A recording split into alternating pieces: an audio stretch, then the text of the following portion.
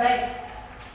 Ehm, kita kembali ke pertemuan pelajaran IPA sebelumnya.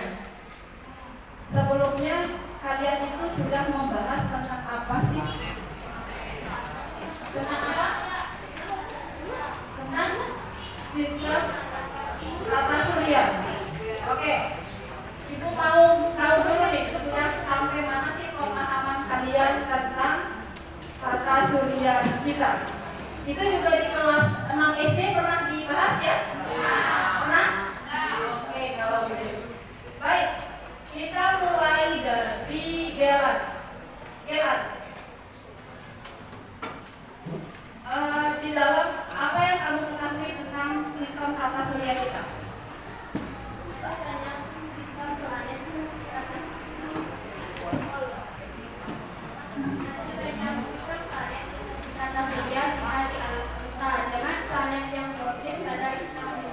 Oke.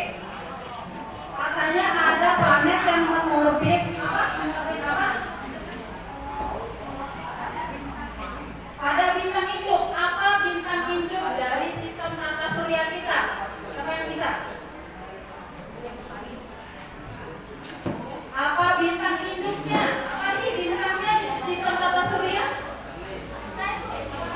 Matahari. Oke, good. Matahari. Nah, sebelum lebih jauh lagi kita menganalisis sistem tata surya kita, Ibu akan menunjukkan suatu video tentang alam semesta, ya. Jadi Ibu harap dari video ini nanti akan muncul pertanyaan-pertanyaan dari kalian. Jadi biasanya Ibu yang akan bertanya. Sekarang setelah kalian menonton video ini, Ibu akan ada pertanyaan dari kalian, ya. Oke, sudah siap semuanya? Ada di sini belum ada sesi tulis-menulis. Silahkan kopeng buku kalian lepas dulu. Kita menonton bersama bagaimana sih alam semesta kita.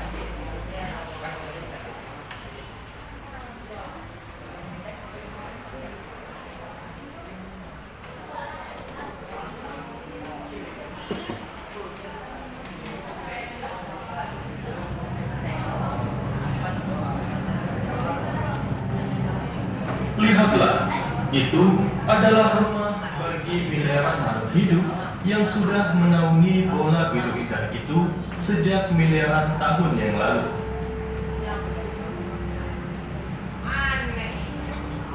Bumi, satu-satunya planet dengan bentuk kehidupan yang sejauh ini diketahui oleh umat manusia. Di luar itu sampai saat ini masih belum dapat dipastikan apakah ada bentuk kehidupan serupa di antara triliunan planet yang tersebar di seluruh penjuru alam semesta ini. Sampai saat ini, manusia hanya bisa mengamati keindahan alam semesta di atas ketidaktahuan yang menjadi misteri besar untuk dapat dipelajari sampai generasi manusia seterusnya. Bumi kita ini memang kecil di antara gemerlap objek eksotis lainnya yang ada di alam semesta ini. Jika dilihat dalam skala kosmik, planet bumi kita ini tidak lebih hanya akan terlihat bagaikan butiran pasir yang ada di Gurun Sahara. Di dalam sistem bintang kita saja atau matahari, bumi tidak akan tampak besar jika dibandingkan dengan planet lainnya yang ada di sistem bintang ini. Tata surya kita ini terlalu luas untuk membuat bumi menjadi besar. Lalu seberapa luaskah sistem bintang atau tata surya kita ini? Jadi, coba Anda bayangkan saja, jarak antara bumi dan matahari adalah sekitar 150 juta kilometer. Dengan jarak itu, para astronom menggunakannya sebagai cara pengukuran jarak antara satu objek dengan objek lainnya. Jarak antara bumi dan matahari dibulatkan menjadi 1 SA atau satuan astronomi, yang berarti 1 SA sama dengan 150 juta kilometer. Sekarang, sebagai perbandingan jarak matahari dan 1 Kuiper atau tempat Pluto berada adalah sekitar 50 SA. Jika dihitung dengan jarak satuan kilometer, 50 SA sama dengan sekitar 7,5 miliar kilometer. Nah, itu merupakan jarak yang sangat-sangat jauh dan sudah bisa membuat sistem bintang kita tampak dengan luasnya. Namun, apakah itu luas dari tontonannya? Menonton singkatnya? Mau nonton lagi? Oke, sebelum ke sana, coba ibu mau tanya, bukan ibu mau tanya, kira-kira setelah tanya dan nonton itu apa sih yang ada di pikiran kalian? Mulai dari siapa? Ari, siapa? Dia Widana. Siapa?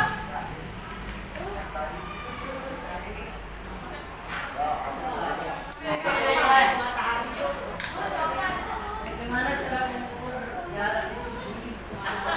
Oke, bagaimana cara mengukur jarak bumi dan matahari? Ya, oke. Jadi kalian kebayang ya, kan itu jauh. Bagaimana sih cara pengukurannya? Oke, kita simpan dulu. Ada lagi yang lain? Gimana?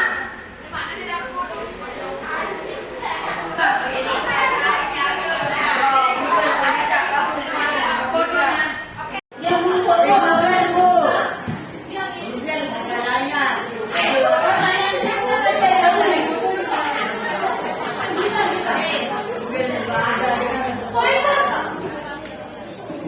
Oke, pertanyaan berikutnya dari siapa?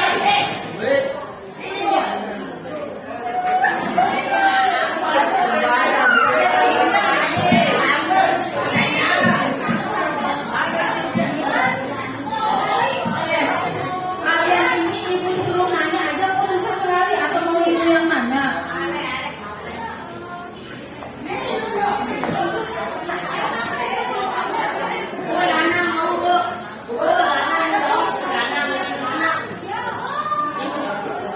Apa? Lanang dulu, lanang.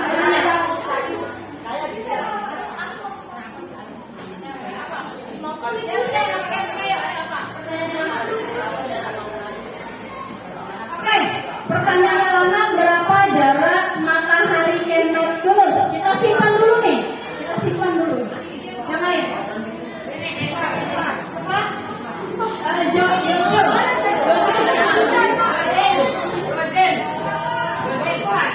Ini bidang sana mau di mana ada telepon? Anak nanya. Ya, tahu aku juga tuan rumahnya.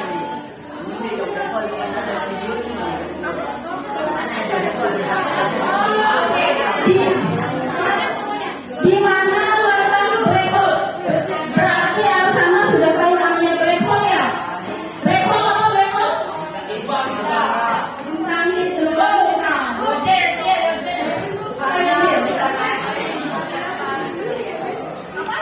Planet apa yang paling besar?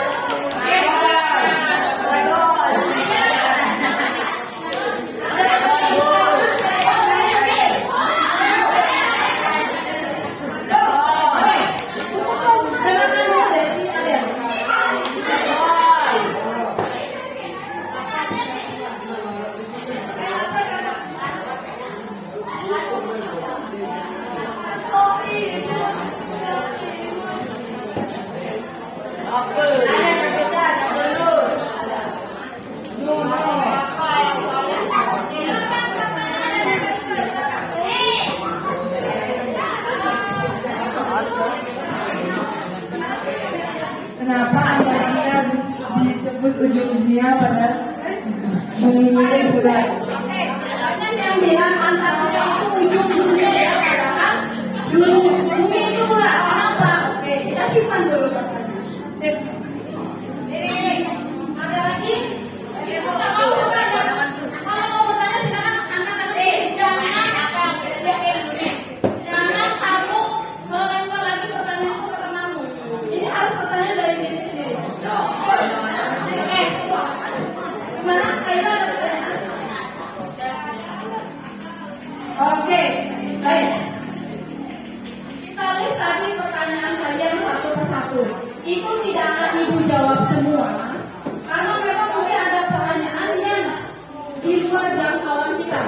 bukan berjangkau, artinya kita juga harus belajar lebih banyak lagi ya.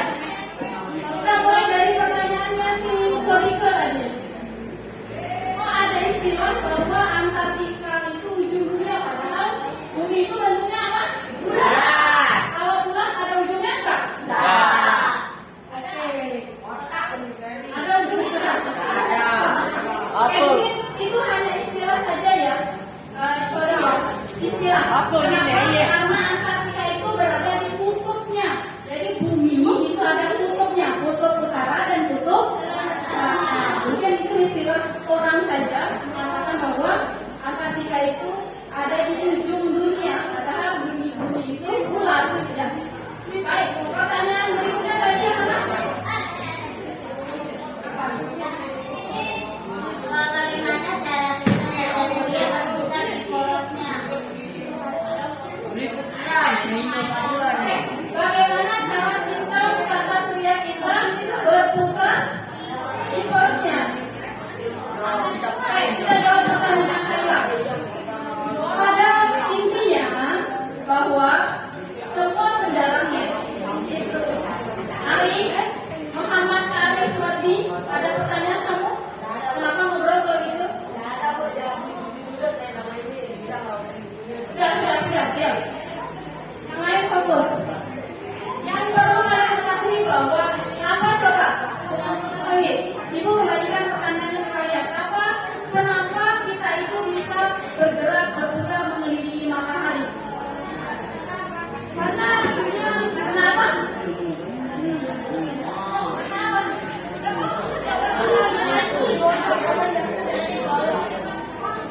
Karena ada apa? Karena adanya gravitasi. Begitupun dengan ketika berputar pada porosnya ya, ada pengaruh dari gravitasi. Ya. Nah, tadi ada pertanyaan elemen dari siapa namanya Arya. Bagaimana cara kita memfotonya? Ada yang kebayang bagaimana cara memfotonya? Gimana caranya? Dicari stikernya. Ayo, gimana cara ilustrasi? Ya. Tapi kalau kita mau ilustrasi bukan harus ada data. Begini ya, anggap kalian berada dalam ruangan yang gelap hitam, tidak ada lampu atau cahaya sama sekali. Terus kalian bisa membayangkan nggak bagaimana bentuk ruangan itu? Dari mana kalian tahu bentuk bentuk ruangan itu? Itulah posisi kita bumi di alam semesta ini.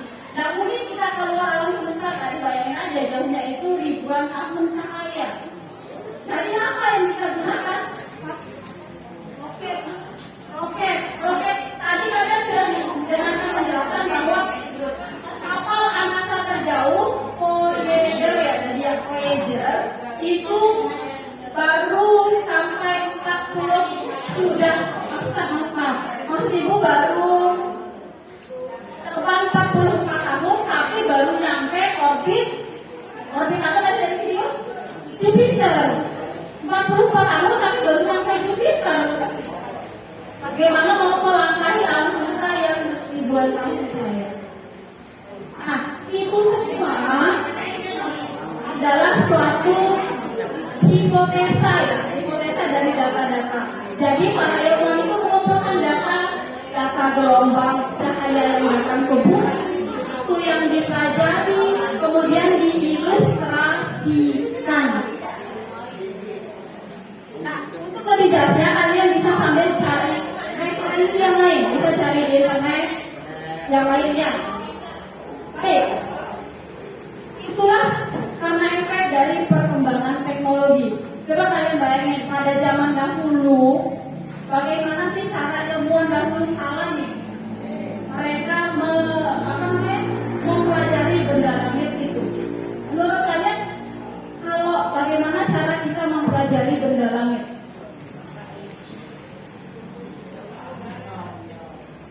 Ketika tidak ada fasilitas teknologi ya. Ayo, hal apa yang pertama kali kita inginkan? Ketika tidak ada fasilitas teknologi teknologi, tidak ada internet lah, tidak ada kamera lah. Bagaimana cara kita mempelajari benda langit? Foto.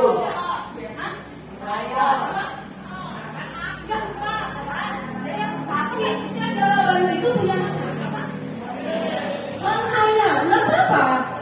Menghayal artinya membayangkan ya, membayangkan di tempatnya ya. Oke, yang lain selain membayangkan. Apa lagi?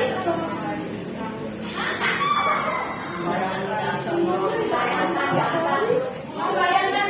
Oke, hal pertama ketika kita melakukan observasi itu observasi apa yang kita lakukan? Melihat. Ingat Anda punya mata untuk melihat. Nah, hanya saja ketika melihat bintang di langit, apakah logika bisa jadi dulu? Hanya saja ketika kalian melihat di langit, itu tempat terpikir atau ada tidak pertanyaan yang tiba-tiba melintas ketika kita melihat langit malam hari? Hah?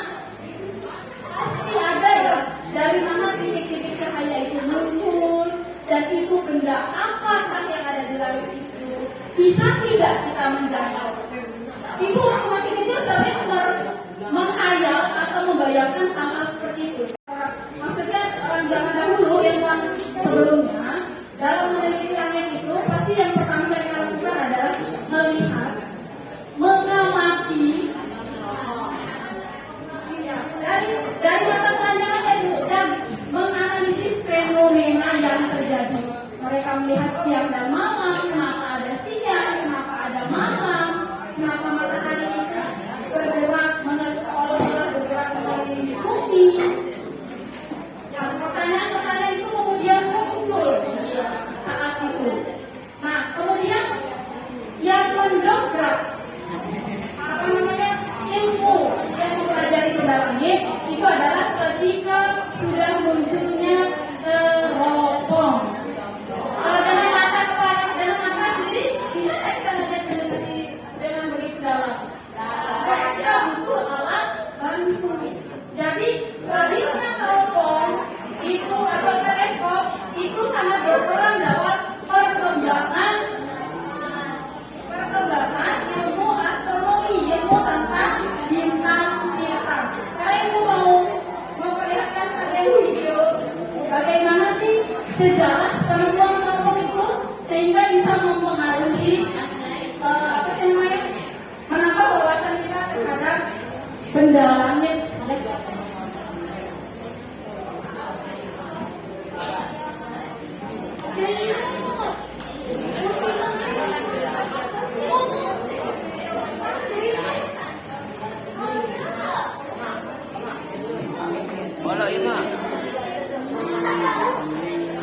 Teleskop pertama kali ditemukan oleh Galileo.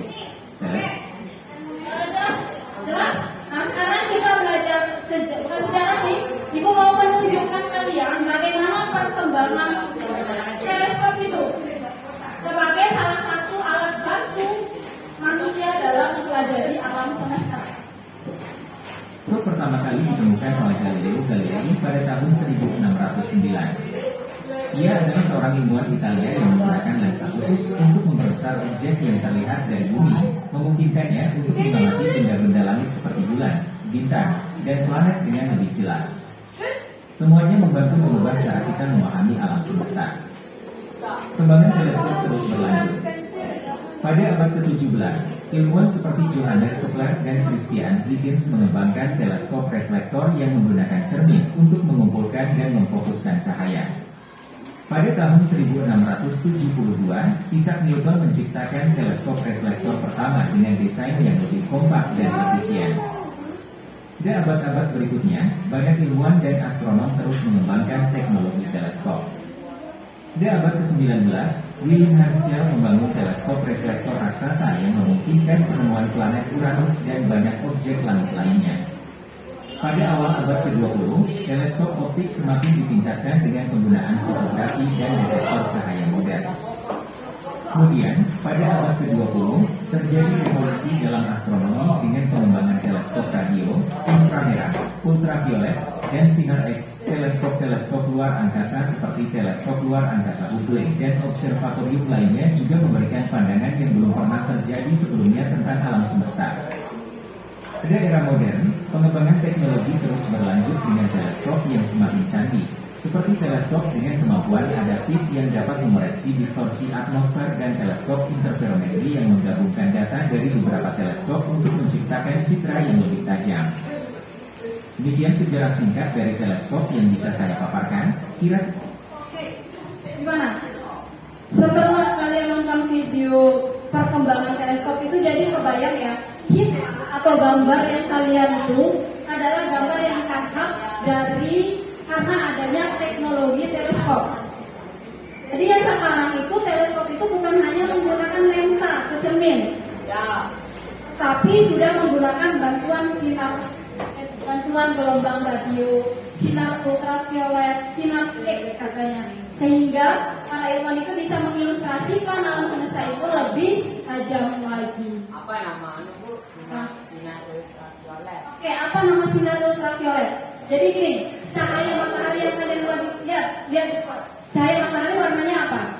Kuning, putih, terang gitu ya. Jadi matahari kita itu mengeluarkan banyak sekali gelombang elektromagnetik istilahnya. Dari cahaya tampak, itu namanya cahaya tampak yang membantu kita melihat. Ada medium. Jadi kalau cahaya matahari ini kita taruh di lensa atau di titik air hujan saja, maka akan bisa muncul warna cahaya. Nah, kemudian ada juga gelombang yang tidak terlihat. Salah satunya tadi cahaya ultraviolet. Sinar X itu merupakan gelombang elektromagnetik ya, yang dikeluarkan oleh matahari kita sebagai bintang. Ya, jadi di sini mau menekankan bahwa perkembangan teknologi itu sangat berpengaruh terhadap perkembangan teleskop itu sangat mempengaruhi terhadap perkembangan pemahaman kita terhadap alam semesta. Ya, jadi kita sebagai manusia pada zaman ini, pada era ini, itu harus lebih canggih daripada pendahulu kita. Jadi pada kesempatan kita kalian belajar, harus rasa ingin tahunya itu lebih besar. Jangan sampai ilmu pengetahuan itu hanya berhenti di sini. Ilmu pengetahuan itu harus terus berkembang. Itulah manusia ya. Jangan stagnan diam di tempat. Dari di antara kalian ada yang bercita-cita menjadi astronot?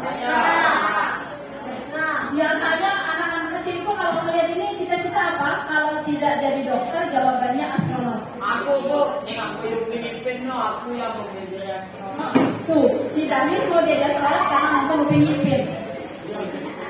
Ya, kalau astronot itu menurut ibu profesi yang keren ya. Ibu pun dulu bercita-cita sebagai astronot.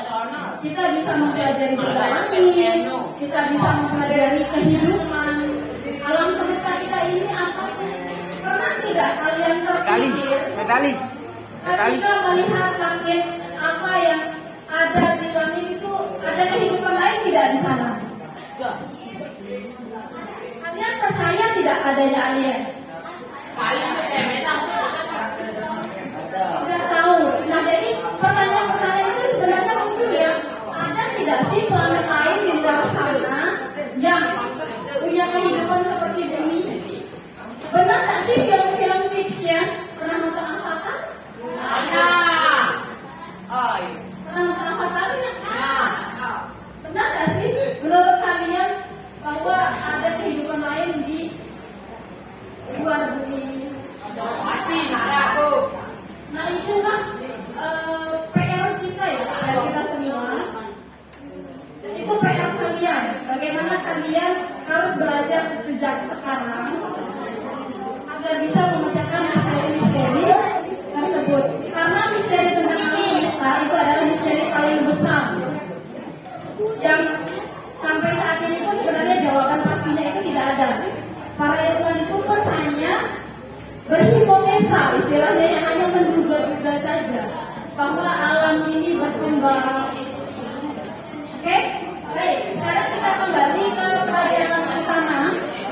hari ini kita akan mempelajari tentang sistem tata surya secara lebih mendalam lagi. Ibu mau kalian belajar secara berkelompok seperti biasa saja. Nanti ibu bagikan dengan APD-nya dan kalian jawab pertanyaan yang ada di lembar kerjanya ya. Dan dikumpulkan di sana berdasarkan video yang ada yang akan ibu tampilkan selanjutnya.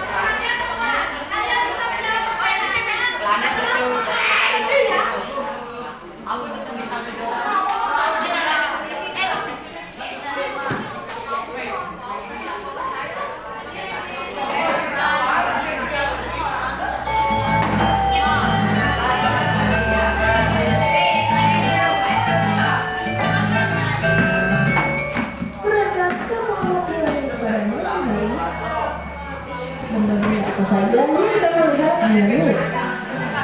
Ya, terdapat kelompok primer dan jutaan benda yang ada di langit. Berita kami berpikir benda-benda apa saja yang ada di sana bersinar. Ya, matahari adalah bintang yang berupa bola gas panas dan bercahaya yang menjadi pusat tata surya. Tanpa adanya matahari, tidak akan ada kehidupan di bumi. Matahari memiliki 4 lapisan, tubuh matahari, fotosfer, kronosfer, korona. Itu matahari memiliki suhu yang sangat tinggi, yang cukup untuk mempertahankan fusi termonuklir yang berfungsi sebagai sumber energi matahari. Fotosfer melalui fotosfer sebagai besarnya biasi matahari keluar dan terdeteksi sebagai sinar matahari yang kita amati di bumi. Kronosfer. Apakah kalian pernah menyaksikan fenomena gerhana matahari?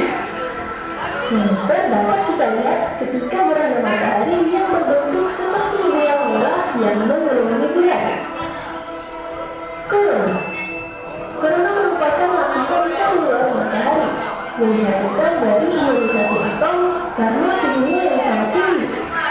Korona terlihat seperti mahkota yang mengelilingi bulan ketika gerhana matahari. Di antara inti dan fotosfer, energi berpindah secara radiasi dan konveksi. Daerah tersebut adalah daerah radiasi dan daerah konveksi. Bagaimana cara mengingat lapisan-lapisan matahari tersebut? Sangatlah mudah. Dengan mengingat kata info korona, lapisan-lapisan matahari akan menjadi mudah untuk diingat. Inti matahari, fotosfer, kronosfer, korona, info korona. Matahari si pusat tata surya sudah kita kenali. Selanjutnya kita akan mengenali 8 planet yang ada di tata surya kita. Planet. Benda apakah itu? Planet adalah benda langit yang tidak dapat memancarkan cahaya sendiri yang berotasi dan berevolusi mengelilingi matahari. Berdasarkan ulasan astronomi, planet-planet dikelompokkan menjadi 2, planet dalam dan planet luar. Planet dalam adalah planet yang letaknya dekat dengan matahari, berukuran kecil, memiliki sedikit satelit atau tidak sama sekali, berbatu, dan sebagian besar fungsinya adalah mineral dan logam. Planet dalam terdiri dari Merkurius, Venus, Bumi, dan Mars. Sedangkan planet luar adalah planet yang letaknya jauh dari matahari, berukuran besar, sekali, dan sebagian besar penyusunnya adalah hidrogen, helium, metana, dan amonia. Planet luar terdiri atas Jupiter, Saturnus, Uranus, dan Neptunus. Apakah kalian pernah mendengar istilah bintang kejora? Ya, dia adalah Venus, planet yang paling terang yang dapat dilihat dari bumi. Karena ukuran dan massa yang mirip dengan bumi, planet ini sering dijuluki saudara bintang bumi. Planet yang ketiga adalah planet tempat tinggal jutaan makhluk hidup termasuk manusia, bumi. Satu-satunya kehidupan hingga saat ini. Bumi sering disebut planet biru karena berwarna biru saat dilihat dari angkasa. Bumi memiliki satu satelit alami, yaitu bulan. Berikutnya adalah Mars, planet yang sering dijuluki planet merah. Terlihat seperti planet yang panas, bukan? Sementara bumi tidak panas seperti yang kita lihat dan membayangkan. Walaupun tidak planet yang merah, planet ini adalah planet yang dingin. Mars memiliki dua satelit alami, Phobos dan Deimos. Planet selanjutnya adalah planet yang sangat besar. Ya, dia adalah Jupiter, planet yang paling besar di tanah surya. Planet ini terkenal dengan memiliki jarak raksasa. Bumi apakah itu? Bumi tersebut adalah badan besar dan langsung berabad-abad lamanya. Saat ini terdapat 79 satelit Jupiter yang diketahui, yang menjadikan Jupiter sebagai planet yang memiliki satelit alami terbanyak di tata surya. Planet yang keenam adalah Saturnus, planet yang paling menarik dalam tata surya yang dikenal planet bercincin. Cincin ini masih diperkirakan terbentuk dari bongkahan es meteorit. Planet Saturnus merupakan planet yang paling ringan, karena sebagai kedua unsur Hollywood. Berikutnya dua planet terakhir di tata surya, Uranus dan Neptunus. Apakah kalian tahu? Mereka juga memiliki cincin planet seperti Saturnus, walaupun tidak sekokoh cincin Saturnus. Dua planet ini dijuluki raksasa es karena suhu permukaannya yang sangat dingin. Namun jika dibandingkan, Uranus lebih dingin daripada Neptunus. Uranus adalah planet kedua yang merupakan planet terdingin di tata surya. Suhu panas Uranus bisa mencapai minus 224 derajat Celcius. Sedangkan planet Neptunus suhu panasnya sekitar minus 218 derajat Celcius. Neptunus adalah planet yang paling jauh dari matahari, atau planet ke-8 dalam tata surya. Neptunus terdapat titik bulat besar yang mirip dengan titik merah raksasa di Jupiter. Titik bulat tersebut diakibatkan oleh angin yang sangat kencang. Bagian dalam Neptunus mirip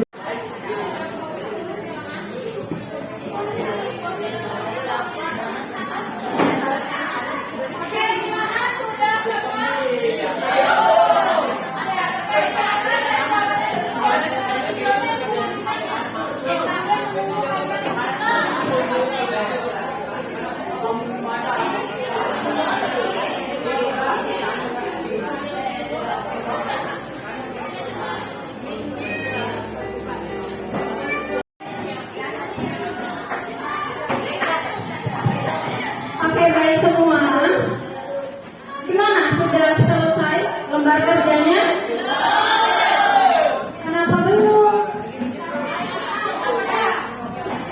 Baik. Coba dulu.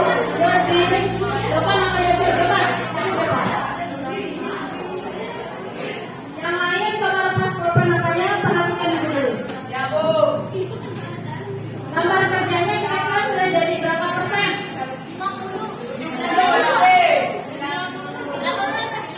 80%. Baik. Kalau begitu, karena waktunya sudah akan berakhir untuk pelajaran IPA, silakan lembar kerjanya kalian bisa bawa pulang dan dikerjakan di rumah. Dikerjakan besok pagi. Ya. Ya.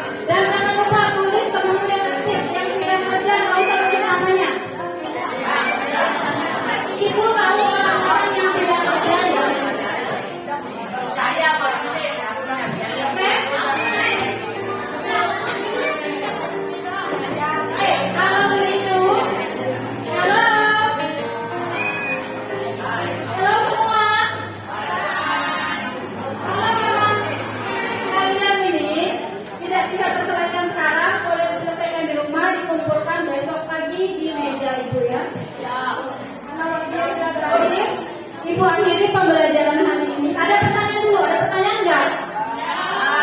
Nggak ada pertanyaan? Oke, kalau nggak ada pertanyaan, Ibu akhiri. Assalamualaikum warahmatullahi wabarakatuh. Selamat pagi.